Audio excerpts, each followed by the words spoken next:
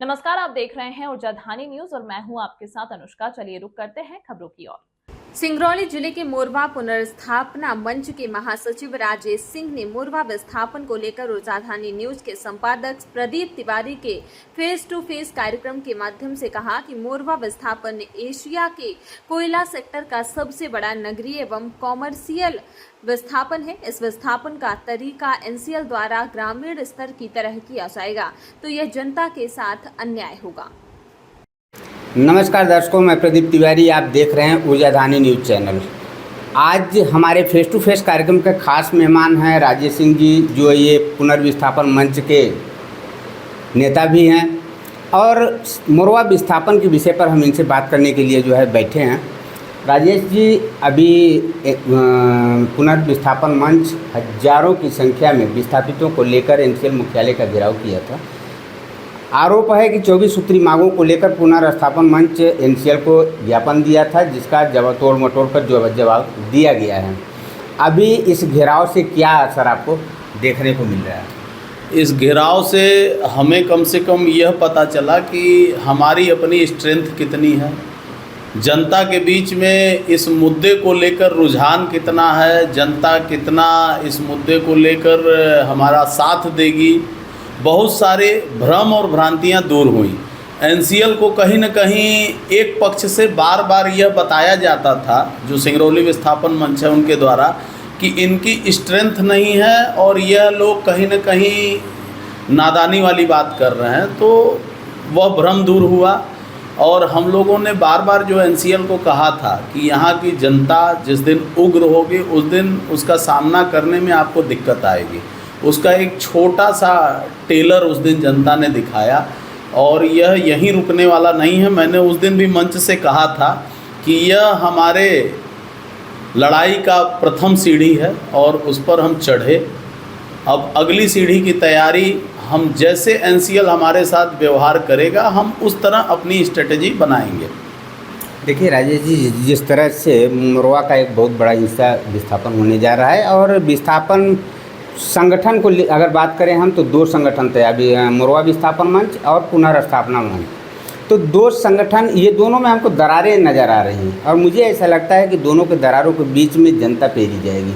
इसको सही किया जा सके, इसके लिए किस तरह का प्रयास आपके द्वारा किया जाएगा? आपको बता दें, दरार कोई नहीं थी, बस उसमें एक ही मुद्दा दोनों के बीच में दरार का माध्यम बना, भलुगढ़ की बसाहट, जो यहाँ की 98% जनता नहीं चाहती है, जो कि कहीं न कहीं गलत है।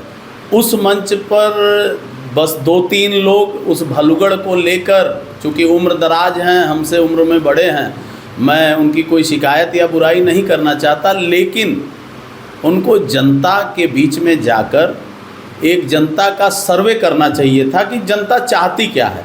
जो सर्वे हम लोगों ने किया, इसलिए हम थोड़ा सा ज़्यादा हिम्मत के साथ बोल पाते हैं कि हमें भलुगढ़ नहीं बसना है, हमारा अधिकार है। हम नगर निगम में, जब से नगर निगम की स्थापना हुई है, मैं बार बार कहता हूं कि नगर निगम के 45 वार्ड हैं। उस 45 वार्ड में जो 1 नंबर से 11 नंबर तक का वार्ड की उपाधि मिली है, वह सिंगरौली शहर के आज जो मोरवा के नाम से घोषित हो गया, उस क्षेत्र को मिली। आज मोरवा अपने अस्तित्व के लिए परेशान है। अगर यह वार्ड विलोपित हो रहे हैं, जो 3-4 वार्ड, उसका नया सृजन भी होना चाहिए। तो वह कहीं न कहीं नगर निगम से जुड़े हुए क्षेत्र पे ही हो सकता है। अगर यह बसाहट किसी भी वार्ड के नज़दीकी क्षेत्र में होती है, चाहे वह बैढ़न के एयरपोर्ट वाले क्षेत्र का हो, चाहे वह जो है बैढ़न के मेडिकल कॉलेज के बगल में जो ज़मीनें हम लोगों ने वह भी प्रस्ताव दिया था, उसका भी हो सकता है, चाहे वह जो है जयंत और नवानगर के बीच का कोई हिस्सा जो 5 सरकारी ज़मीन का हो या एनसीएल का हो, वह भी हो सकता है। वह हिस्सा जो है वार्ड नंबर 1 और 2 के बगल का भी हो सकता है। तो कोई हमारा यह रिजिड वाली बात नहीं है कि हमें कहाँ आप बसाओगे, हमें नगर निगम से उजाड़ कर नगर निगम में आप बसा दो। पहली और प्रमुख डिमांड हमारी यही है। और सिंगरौली विस्थापन मंच की पहली और प्रमुख डिमांड थी कि आप हमें भलुगढ़ बसा दो, बदले में हमें भले कुछ मत दो, लेकिन हमारी बसाहट भलुगढ़ कर दो। तो यही एक जो है सोच की बात हुई और जिसमें टकरार हुई। और टकरार कोई ऐसी नहीं है कि जिसको ख़त्म नहीं किया जा सकता है। हम लोग दिन पर दिन प्रयास भी कर रहे हैं कि इस टकरार को ख़त्म किया जाए, लेकिन अभी कुछ लोग उस पक्ष में ऐसे हैं जो भ्रांतियां फैला रहे हैं। उनसे कोई दिक्कत नहीं है। धीरे धीरे जो समाज को अब समझ में आ रहा है, लोग अपनी कमियों को मानते हुए एक साथ बैठना चाहते हैं और आगे हम लोग प्रयास करेंगे कि इस लड़ाई में जितने ज़्यादा से ज़्यादा लोग एक साथ रहें, समूह हमारा मजबूत रहे, तो लड़ाई में थोड़ा सा और मज़ा आएगा। और हमारी मांगे, लड़ाई का मतलब हमें कोई दंगल और युद्ध नहीं करना है। देखिए, जैसे वार्ड क्रमांक 10 का विस्थापन 2010-11 में हुआ था और उसमें प्लाट का 6 लाख या 8 लाख रुपए प्लाट का मुआवजा दिया गया था। जैसा अभी हमको जानकारी मिला है कि भलगढ़ वाले प्लाट में, जो भलगढ़ की बात किया जा रहा है कि प्लाट वहाँ बसाया वहाँ जाएगा, अगर जो नहीं बसना चाहता, प्लाट नहीं लेना चाहता, तो 1,37,000 रुपये दिया जाएगा। इस पर आप क्या कहेंगे? यही मैं बताना चाह रहा था कि जो भलुगढ़ का मुद्दा आया ना, उससे हमारा नुकसान क्या क्या हो रहा है। पहला नुकसान कि हम नगर निगम से ग्रामीण क्षेत्र में जा रहे हैं, और दूसरा नुकसान कहीं ना कहीं सिंगरौली विस्थापन मंच से एक भूल हो गई कि उनके द्वारा एनसीएल को एक बेसिक प्लानिंग बता दी गई कि अगर कोई मान लीजिए भलुगढ़ नहीं बसता है तो आप उनको भलुगढ़ का जो कलेक्टर गाइडलाइन का 60/40 का रेट है वो आप दे दीजिए, जो 1,37,000 है। तो वह एनसीएल को एक अच्छा प्लान लगा। अब चूंकि क्या है, एनसीएल भी एक कारपोरेट है, भले वह गवर्नमेंट संस्था है, लेकिन जो उस पद पे अधिकारी बैठे हैं उनको ज़्यादा से ज़्यादा प्रॉफिट कोल इंडिया को दिखाना है। उस प्रॉफिट के आधार पे ही उनका कहीं ना कहीं प्रमोशन होता है। आज जो जीएम है वह कल डायरेक्टर होगा, जो आज डायरेक्टर है वो कल सीएमडी होगा, आज जो सीएमडी है वो कल चेयरमैन होगा। तो ये होड़ है, ये दौड़ लगी हुई है। वह अपने विकास को देखते हुए हमारे विनाश की बार बार प्लानिंग कर रहे हैं। यही हमारी और उनकी एक लड़ाई का मुख्य मुद्दा है कि आप अपना विकास करें, हमें उससे कोई गुरेज नहीं है, लेकिन हमारा विनाश करके अपना विकास न करें। हमें भी अपने विकास का अधिकार है, हम भारत के निवासी हैं। और पहली बार ऐसा देखने में आ रहा है कि हमें यह कहा जा रहा है कि आप गांव में जाओ और नहीं तो बदले में 1,37,000 लेके जहां मर्जी वहां बस लो। जबकि आप देख रहे हैं भारत सरकार की योजनाएं आ रही हैं। आज प्रधानमंत्री हर मंचों से कहेंगे, हर व्यक्ति को एक अच्छा शहर देंगे, हम स्मार्ट सिटी बनाएंगे, लेकिन कहीं ना कहीं प्रधानमंत्री जी के उस मंशा पे भी पानी इस कंपनी के द्वारा फेरा जा रहा है।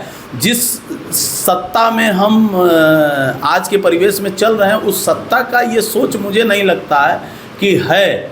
उस प्रधानमंत्री की सोच यह नहीं है कि हमारे घर उजाड़ दिए जाएं, हमारे सर पे छत न हो, हमारा शहर स्मार्ट सिटी की तरह न हो। तो कहीं ना कहीं यह उनको भी तिरस्कृत किया जा रहा है कंपनी की तरफ से, जो मेरा अपना मानना है। वह एक बड़ी लड़ाई है और उसे अभी संगठित होकर ही संघर्ष के साथ चलना पड़ेगा।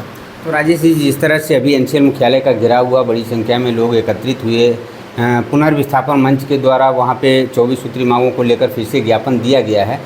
बड़ी बात तो यह है कि बहुत लंबा गया है, मांगें बहुत लंबी हैं, 24 सूत्री हैं, निश्चित रूप से आपको याद नहीं होगा, लेकिन जो भी संभव हो एक बार जनता को बताने का प्रयास करें। देखिए, 24 सूत्री मांगों में हम लोगों की प्रमुख मांग यह है, मैं नीचे से शुरू करता हूँ, चूँकि ऊपर की प्रमुख मांगे तो लगभग सबको पता है।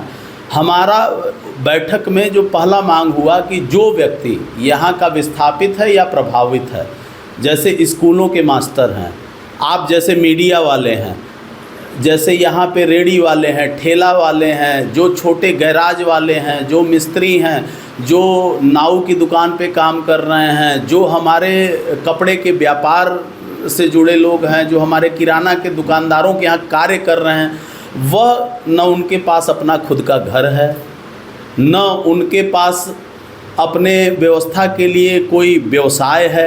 वह दूसरे के यहाँ नौकरी करते हैं और किराए के घरों में रहते हैं। वह भी विस्थापित और प्रभावित की श्रेणी में आते हैं। उन्हें कम से कम जिस तरह आप विस्थापित को 15 लाख दे रहे हैं, तो उन्हें भी 10 से 15 लाख मिलना चाहिए, क्योंकि वह भी जब यहाँ से उजड़ेंगे तो उन्हें नई जगह पता नहीं कौन अपनी दुकान में नौकरी देगा, कौन नहीं देगा, दुकानें वहाँ बनेंगी नहीं बनेंगी। एक मुद्दा तो ये हम लोगों का है। दूसरा, यहाँ के ऐसे लोग जो रिटायरमेंट की कगार पे हैं, और यहाँ के वर्षों से रहने वाले लोग हैं, उनकी स्थिति नहीं है कि वह कहीं जाकर फिर अपना व्यवसाय ये कर लें, तो उनके लिए एक विशेष पैकेज हर परिवार के लिए जो विस्थापित है उसको कम से कम 21,000 रुपये महीना, यह हमारी डिमांड है। फिर तीसरी हमारी सबसे प्रमुख डिमांड है कि जिस तरह यह नगर निगम क्षेत्र सारी सुविधाओं के लिए जाना जाता है, तो जहाँ भी आप क्षेत्र में हमें बसाएं तो पहले वहाँ का डेवलपमेंट करें, वहाँ हमें अच्छी बाज़ार, अच्छा कॉम्प्लेक्स दें। चूँकि यह विस्थापन ग्रामीण नहीं हो रहा है, यह शहरी और दुकानदारों का विस्थापन हो रहा है, तो एक यहाँ के दुकानदारों के लिए बड़ी मार्केट, जहाँ पे कम से कम जितनी दुकानें हैं उसका आप भौतिक सर्वे करें और उस हिसाब से, जिस हिसाब से दुकानें हैं उससे भी अच्छी दुकानें बनाकर एक बड़ा मार्केट दें। यहाँ का बस स्टैंड विस्थापित करें, यहाँ के मंदिर, मस्जिद, गिरजाघर, गुरुद्वारे, चर्च वो विस्थापित करें, यहाँ के सामुदायिक भवन विस्थापित करें। फिर आप हमें कम से कम जो भी आपकी प्लानिंग है 60 बाई 40 के प्लॉट का, वो एक सुंदर क्षेत्र बनाकर हमें दें। हमें साल 6 महीने का वक्त दें, हम बड़े आराम से वहाँ चले जाएंगे। और हमारा जो पैसा है, यह भी एक बहुत बड़ा मुद्दा है, एनसीएल 4 बार में देता है, वह 4 बार में न देकर हमें एक मुश्त पैसा दे। और जब से सेक्शन 4 लगा है तब से आज तक का 12% प्रथम वर्ष और 15% हर वर्ष हमको हमारे संपत्ति और परिसंपत्ति का ब्याज भी चाहिए, हमें भूमि का भी ब्याज चाहिए, हमें भवन का भी ब्याज चाहिए। और एक एनसीएल ने और सिग्यूफा छोड़ा कि हम इस बार के विस्थापन में मकान का डेप्रिसिएशन भी काटेंगे, जो गलत है। डेप्रिसिएशन आप कैसे काट सकते हो जब आज जो मकान हमने 15 लाख में बनाया है, 5 साल 10 साल बाद उस मकान की कीमत 1.5 करोड़ होगी, तो हमें उसका इंक्रीमेंट चाहिए। और यहाँ सबसे हंसी की बात यह है कि 7 सालों में कलेक्टर गाइडलाइन का रेट नहीं बढ़ा। भूमि का रेट यहाँ जैसे 45 वार्ड में और वार्डों में 11 वार्ड छोड़कर और सभी ज़िले के वार्डों में कलेक्टर गाइडलाइन का रेट बढ़ा, लेकिन यहाँ कलेक्टर गाइडलाइन में मूल्य वृद्धि नहीं हुई है। तो जिस तरह मूल्य वृद्धि कलेक्टर गाइडलाइन में हर वर्ष होनी चाहिए, वो पिछले 6-7 वर्षों की मूल्य वृद्धि करके, और जो नियरेस्ट बाज़ार जैसे बैढ़न, बेलौजी जैसे जगहों का जो रेट आज कलेक्टर गाइडलाइन का है, वह रेट हमें चाहिए। और जो दुकानें हैं यहाँ, जो नगर निगम की दुकानें हैं या प्राइवेट है, उसका पैसा जिस तरह ये 900 रुपये स्क्वायर फीट दे रहे हैं, इससे काम नहीं चलेगा। आप नगर निगम की जो भी लेटेस्ट प्लाजा ऑक्शन में बिका है, उसको आप बेसिक वैल्यू बना के और उस हिसाब से नगर निगम के उस ऑक्शन की वैल्यू को हमको दें। जितने यहाँ के स्कूल हैं उनको हमें बसाहट दीजिए, जो उसमें पढ़ाने वाले मास्टर हैं, उनके किराए के घर हैं, उनको विस्थापन का लाभ मिलना चाहिए। उनको कम से कम उन टीचरों को 15-15 लाख रुपए मिलना चाहिए, क्योंकि वह हो सकता है स्कूल यहाँ से शिफ्ट हो तो वो स्कूल में न जाएं, उनके लिए कुछ पारिवारिक समस्या हो। और प्लस सबसे मूल बात कि अस्पताल हमें ज़रूर चाहिए, क्योंकि हमारे शहर में पॉल्यूशन से बहुत हर घरों में बीमारी है। तो बेसिक ये चीज़ है, ये जब नीड्स हमारी पूरी होगी तब हमारा विस्थापन होगा, तो हमें ज़्यादा अच्छा लगेगा। अभी हम आंदोलन में एनसीएल मुख्यालय गए हुए थे, जिस दिन आंदोलन हो रहा था, वहाँ पे कई लोग अपने वक्तव्य रख रहे थे कि जिस तरह से एनसीएल 24 सूत्री मांगों को लेकर कुछ जवाब दिया है, जैसे पीडब्ल्यूडी के रेट से मकान का मुआवजा, कई लोग नाराज़गी जाहिर कर रहे थे। उस संबंध में आप क्या कहेंगे? आप समझ लीजिए कि कितना छलावा एनसीएल कर रही है। एनसीएल 2500 रुपये 2300 रुपये स्क्वायर फीट में अपने भवनों को बनवा रही है, जिसकी छत की हाइट 9 फुट या 10 फुट है, और हमें 1200 रुपये स्क्वायर फीट 11 फीट की हाइट के छतों का देने की बात कर रही है। तो कहीं ना कहीं ये हंसने वाली बात है। और आप जब एनसीएल के पास इतनी बड़ी व्यवस्था है, सिविल की खुद की टीम है, सिविल का खुद का बड़ा मैनेजमेंट है, तो फिर आप पीडब्ल्यूडी गाइडलाइन क्यों ले रहे हो? मुआवजा आप दे रहे हो और पूरे भारत में घूम के आप विभागों से कोटेशन ले रहे हो कि कम से कम किस विभाग का एस्टीमेट है, हम वही हमारे ऊपर थोप दें। जब ज़मीन का रेट आप कलेक्टर गाइडलाइन से बात करते हो, तो फिर भवन का रेट और कमर्शियल का मुआवजा पीडब्ल्यूडी, कमर्शियल बात समझना पड़ेगा। मैं बार बार एनसीएल के अधिकारियों को कहता हूं कि आप नज़रिया बदलिए। अभी तक का जो भी विस्थापन हुआ है वो ग्रामीण का हुआ है, यह विस्थापन शहरी और दुकानदारों का हो रहा है। तो आप शुरुआत पहले दुकान की नापी से करिए, दुकान का मूल्य क्या देंगे उसकी नापी से करिए। आप टीन के घर को नाप रहे हो, आप विस्थापित जो नहीं हैं उनके मिट्टी के घर को नाप रहे हो, आप बाज़ार में 2 गुट 3 गुट बनाकर एक मतभेद पैदा कर रहे हो। कोई कहता है हम नपवाएंगे, कोई कहता है हम पहले नपवाएंगे, कोई कहता है हम बाद में नपवाएंगे। तो नपवाएंगे तो सभी, मैं भी नपवाने के पक्ष में हूँ, लेकिन मैं किन शर्तों पे नपवाऊँगा यह मेरे अपने स्वविवेक पे निर्भर करता है। जिस आशियाने में हमारे 3 पीढ़ी के लोग रहे, हमारा उससे इमोशन है, उस इमोशन की आप कोई कीमत दे नहीं सकते। तो कम से कम हमें इतना दे दो कि हम कहीं और जाकर अपना आशियाना बसा लें और अपना जीवन यापन करें। बस हम लोगों की मुख्य यही डिमांडें हैं। देखिए, लास्ट सवाल है कि 2010-11 में वार्ड क्रमांक 10 का विस्थापन हुआ और सेक्शन 9 लगा, इसके बाद भी भवन निर्माण हुए, चाहे वो पट्टे की ज़मीन हो या मध्य प्रदेश शासन की ज़मीन हो। एनसीएल सभी का नापी कराया और मुआवजा सभी को दिया, लेकिन इस बार सेक्शन 9 के बाद जब ड्रोन सर्वे कराया और बार बार वो विज्ञापन में दे रहा है कि जो नए निर्माण हुए हैं उसका मुआवजा नहीं दिया जाएगा, उस पर आप क्या कहेंगे? पहले तो देखिए, ड्रोन सर्वे ही अवैध है। कहीं भी किसी एक्ट में ड्रोन सर्वे का कोई नाम अंकित ही नहीं है। फिर कलेक्टर साहब ने इन्हें 13-14 शर्तों को निबंध हुआ, कलेक्टर साहब ने 13-14 शर्तें लगाईं। उन शर्तों को मानते हुए इन्हें ड्रोन चलाना था, जिसमें सबसे प्रमुख कलेक्टर साहब की शर्त थी कि आपको उड्डयन डिपार्टमेंट से जो है आपको परमिशन लेनी है, जो उस डेट में एनसीएल के पास नहीं थी। तो एनसीएल तो पहला अवैध कार्य ये किया।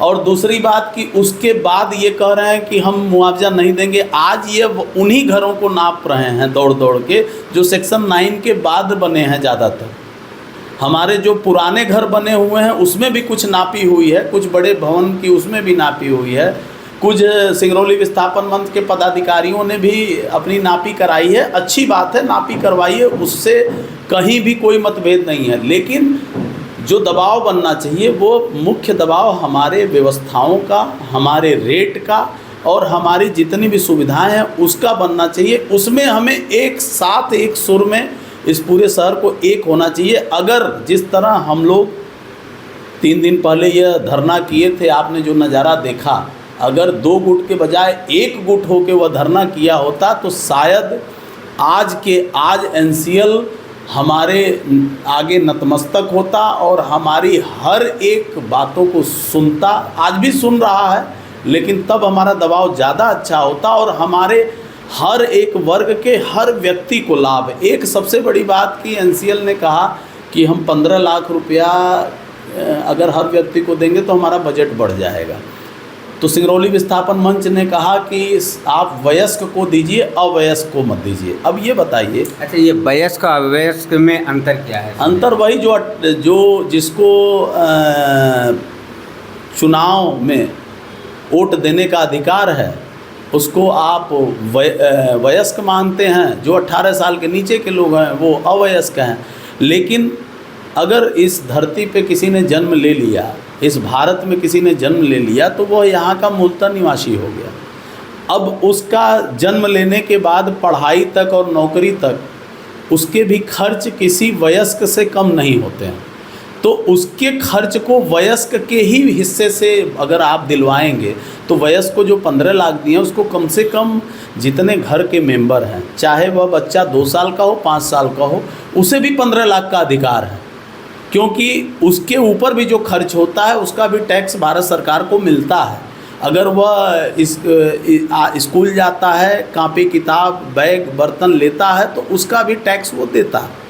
तो अगर भारत सरकार उससे टैक्स ले रही है, वह भारत का मूल निवासी है, उसका भारत का पासपोर्ट बन रहा है, उसका भारत का आधार कार्ड बन रहा है, सिर्फ उसे वोटिंग का अधिकार नहीं है, तो फिर यह एनसीएल कैसे तय करेगी कि क्या एनसीएल को चुनाव लड़ना है कि वो वयस्क और अवयस्क खोज रही है? अगर इस धरती पे जिसने जन्म लिया है उसे 15 लाख का अधिकार है। अगर आज हम अपनी लड़ाई में उसे 15 लाख नहीं दिलवा पाते हैं तो यह मेरी गलती है कि हम जो कहते हैं कि हम आखिरी व्यक्ति तक यह लाभ पहुंचवाएंगे तो वह आखिरी व्यक्ति वही बच्चा होगा जो आज 6 महीने पहले जन्म लिया होगा। जिस दिन सेक्शन 4 लगा होगा उसके बाद 6 महीने बाद जन्म लिया या पहले जन्म लिया, तो हम उसके साथ न्याय नहीं करेंगे, कहीं ना कहीं उस परिवार के साथ न्याय नहीं करेंगे जिसकी लड़ाई हम लड़ रहे हैं। तो देखिए, जिस तरह से आपके द्वारा फिर 24 सूत्री मांगों को लेकर ज्ञापन सौंपा गया है, आपके द्वारा पुनर्स्थापन मंच के द्वारा ये भी कहा गया था कि नापी पर रोक लगाया जाए जब तक हमारी मांगें पूरी नहीं होती, लेकिन नापी लगातार जारी है, नापी पर किसी प्रकार का रोक नहीं लगाया गया। अन्य 24 सूत्री मांगों में अगर मांगें नहीं मानी जाती हैं तो पुनर्स्थापन मंच क्या? आप समझिए, हम लोग अभी तक कोई भी कार्य ऐसा नहीं किए जिसमें लोकतांत्रिक तरीका न अपनाए। हमें भले अपने ही भाइयों के द्वारा सामूहिक या सोशल मीडिया में बदनाम किया जाता है, लेकिन ऐसा नहीं है। जनता यहाँ की सब समझ रही है। हम लोगों ने जो भी बात की वो यहाँ के क्षेत्र के हितों की बात की, और उस हित में हमारा भी हित छुपा है, आपका भी हित है, हर एक आदमी का हित है।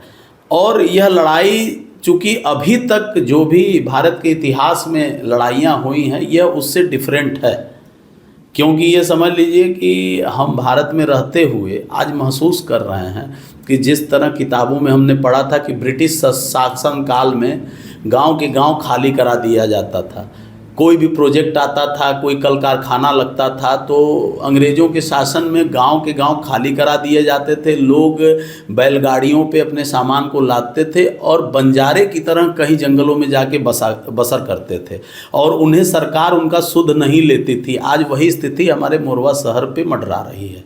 तो हमें उस ब्रिटिश काल में जैसे हमारे पूर्वजों ने किया कि यूनाइट होकर और ब्रिटिश शासन के साथ लड़ा, और 14 अगस्त की रात को 1947 को हमें आज़ादी मिली। इसी प्रकार हमें यूनाइट। देश दुनिया व अपने आसपास के अन्य खबरों के लिए ऊर्जाधानी न्यूज को यूट्यूब पर सब्सक्राइब और फेसबुक पर फॉलो करना ना भूलें।